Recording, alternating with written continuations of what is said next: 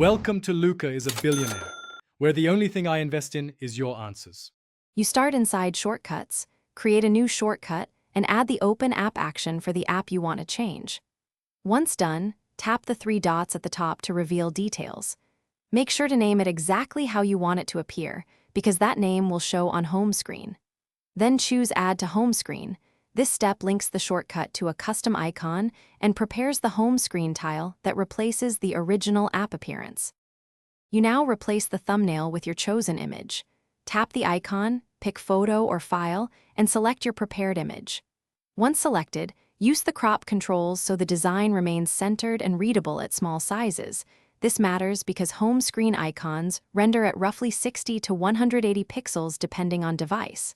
After adjusting, tap Done and then Add.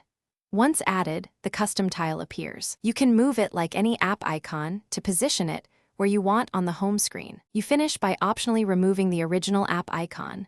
Long press the app, choose Remove App, then remove from home screen so only your custom shortcut remains. Once done, tap your new icon to test. It will open the app through Shortcuts with a momentary banner. This is normal.